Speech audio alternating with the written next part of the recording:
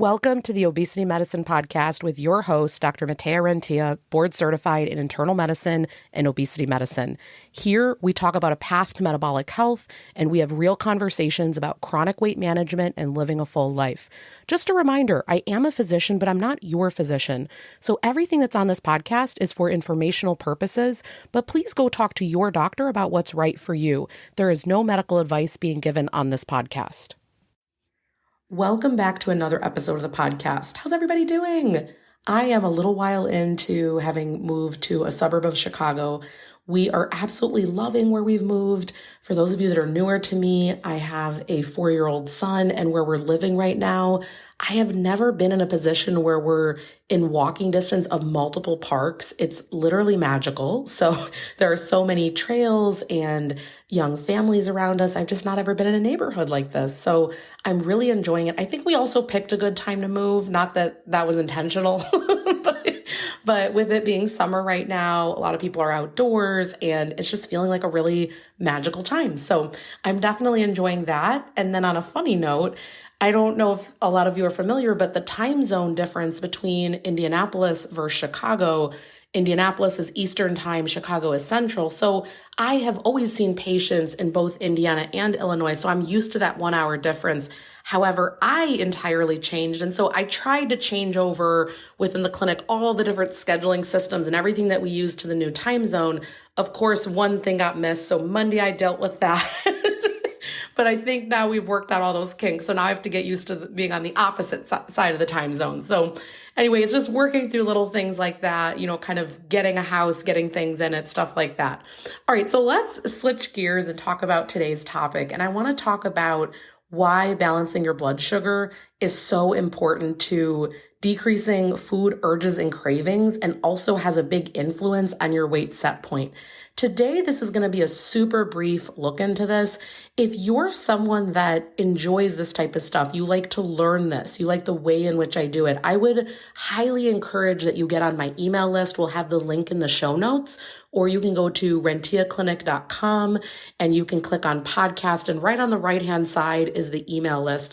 The reason being, I think in a few months from now, I might, and again, I haven't 100% committed to this, but I think that that's what I might do with the group in either September, October, where I'm really going to deep dive into understanding this much more and how to practically implement it. So today is a super 2-second high-level overview, but if you like to deep dive into this and you want to actually be walked through this, I'm really seeing that the group that I'm doing right now, the Metabolic and Mindset Mastermind, we're doing a lot of this, and I'm seeing that there can be so much, we can go so much deeper on this topic. So definitely get on that email list if you like this kind of stuff.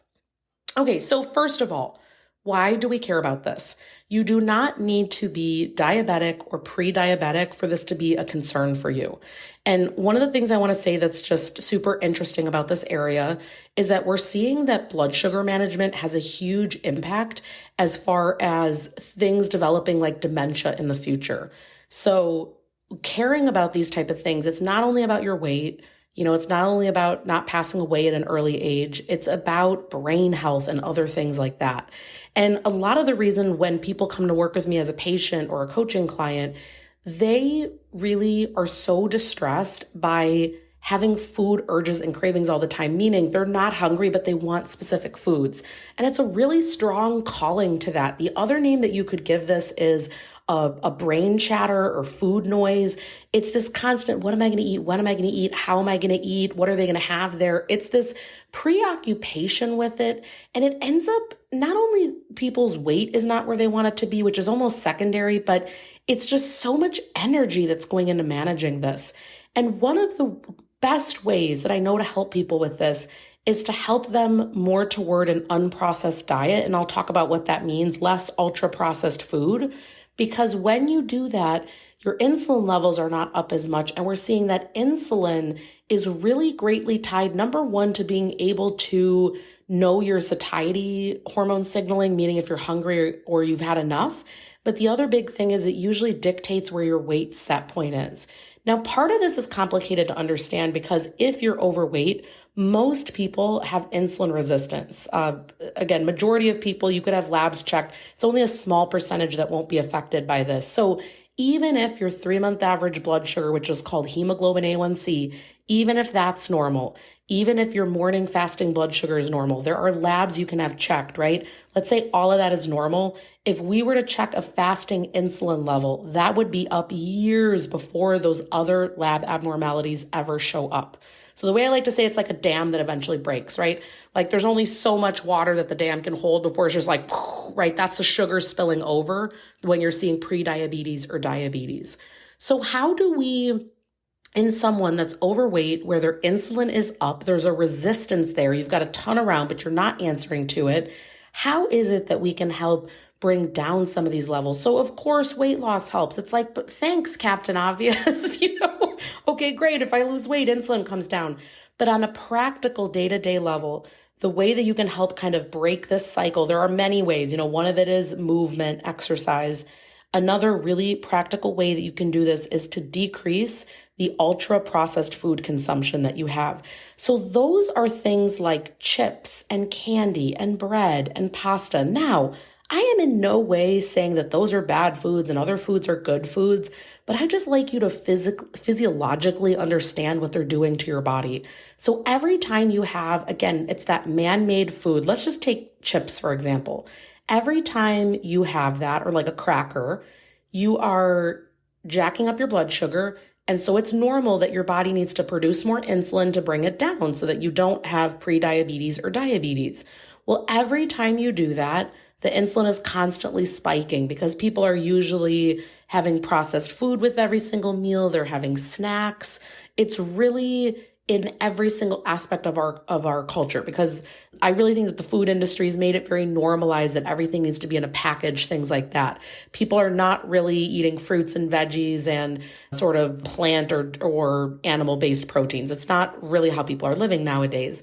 And so the problem is that throughout the day, the insulin is much higher than it always needs to be. And it's having to work overtime. So your blood sugar is going up and down. That blood sugar going up and down really leads you also usually to have a certain emotional response, meaning you'll be sort of more fatigued during some parts of the day and you feel really good after you have a candy bar and then you have a crash and you don't really know why you're irritable, but it's been a little while since you've had food and then you feel shaky. And it's just this like up and down and up and down. And a lot of this, again, it's because we are this ancient brain and body, but we're in this really modern world. It's like we didn't have time to catch up with what's happening in our environment. And so your brain, your body, your gut, your hormones, none of it has really caught up to this ultra-processed food. Now, the challenge is it's absolutely everywhere. And a lot of people, we've really been kind of, I don't know if we want to say brainwashed, but we like a lot of these things, right? They're modern conveniences. We like the taste of it, things like that. And so what I always say is this: if it's working for you, no problem. Nothing I'm going to say from here on out matters for you. So if your weight is where you want and your metabolic health is where you want, you just keep going. But if you're someone that you're struggling with, you want certain types of food all day long that don't support you the best, and you just feel tired and exhausted and you don't feel good and your weight is up and you can't release weight, all of those kind of things, moving more toward an unprocessed diet would likely be super beneficial because your insulin levels would be down. And again, I get way more into this within programs when I work with people. It's just too much to put on the podcast, but your insulin levels are down and most people are able to start to release weight and it's easier for them. It's not this constant struggle. But how do you go from where you're at right now more toward that, right? Like that is the main struggle. So I think that there are two ways to eat less processed food. And I want to recommend that you go about it in this way, and I'll explain why with each of these. So the first strategy that I recommend, it's add, don't subtract. So if you are someone that you're having, like, I'm always going to give you an example so we can just kind of think specifically. Let's say that you're someone at night where you really like to have crackers and that's all you're having. You're just having like a big bowl of crackers, but you're not hungry in any way, but it's almost like this compulsion that you want to go eat that. What I would say is first, add, don't subtract. So let's balance that out. Instead of having 100% something ultra processed where you're having a ton of carb all at once, let's give a little bit of protein and fiber first. So you will hear me talk a lot about this. I feel like every episode I mention this, but if you can do maybe a little bit of Greek yogurt with some ranch powder, maybe you can dip it in there. Again, you get some protein. Could you do a few carrots with that before? Could you do a little bit of cheese, some nuts? What else can we do? Even if it's just a bite or two, or maybe some veggies before you do that. What we know, and I'll say the book specifically where it goes over this, if you start with veggies first, if you start with savory first, if you balance with protein and fiber first, and then you have those other things, even if it's the same amount of crackers, you end up decreasing the spike that happens with blood sugar. And again, this matters because you're starting to metabolically heal things. And so some of you might look at it and say, well, I'm getting more calories if I do that. But here's what I want to say. If I go to you and I say, do not have those crackers at night, it tends to feel very restrictive. People feel like they can't stick with it. They say, everything I love is being taken away. But if we start with balancing things, here's what I typically see.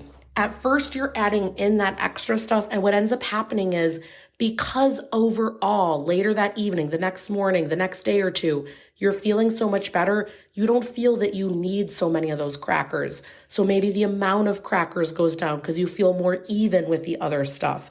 Or you just, in general, you're not being run so much by those urges and cravings because things are being balanced. So I would always say add, don't subtract.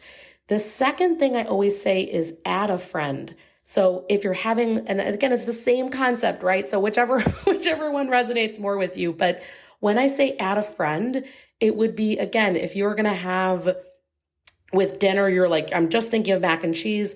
Again, can we add some salad first? Can we add some veggies and some protein? So we don't have these ultra processed carbs unopposed without other things. Again, it's always about blood sugar doesn't get jacked up as much, urges and cravings are down, and you feel so much better. I think the simplest, best book to go over this, it's The Glucose Goddess Method, and I will go ahead and link it. She actually wrote a book, The Glucose Revolution, a while back, but this book really simply breaks it down into kind of like 4 steps that you could try if this is something that really resonates with you. She has a lot of studies in there as well that I think are really amazing. I want to try to get her on the podcast. I don't know if that's possible, but I know she's doing a lot of book tour things right now. She's really has a big social media presence, but I think she's really someone good to look at if you want inspiration for how to do this. Now, you hear me say this all the time. You take what works and you drop the rest. So read through it, see what makes intuitive sense to you, see what would be realistic in your world. But what I want to encourage you is that no matter where you fall on the spectrum, you always start with this. Is what I'm doing working? Yes, then forget everything.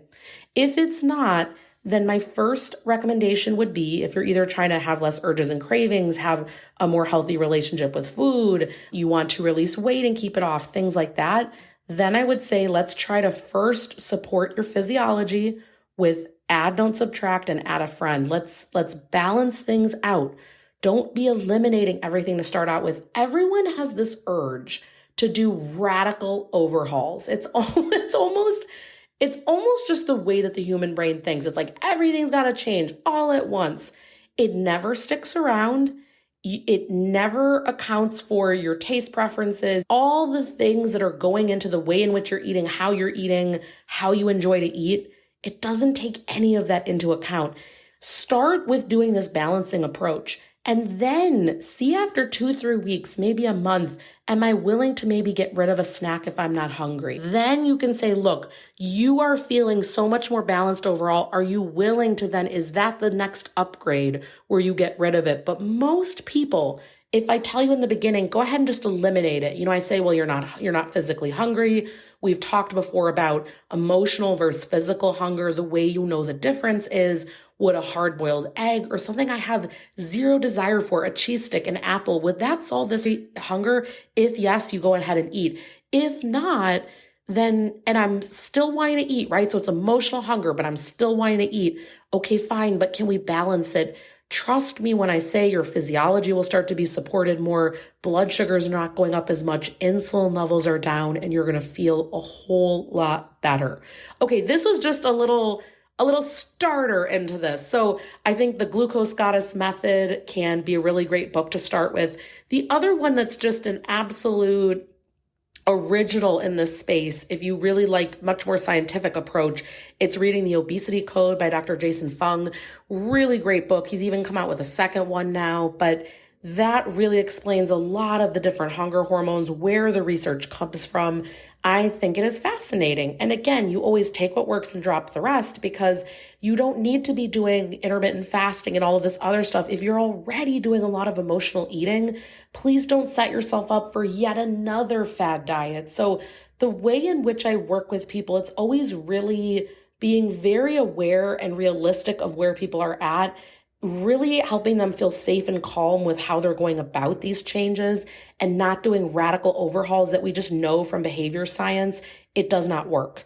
All right, I'm going to go ahead and leave it there. I just want to remind you, if you love this kind of stuff, get on my email list, because I think, I can never guarantee, but I think that is sort of the direction that I would love to explore more with the group coming up in the fall time here. So if that sounds like fun to you, go ahead and make sure that you're on that list. Otherwise, I hope you all have a great rest of the week, and we'll talk soon.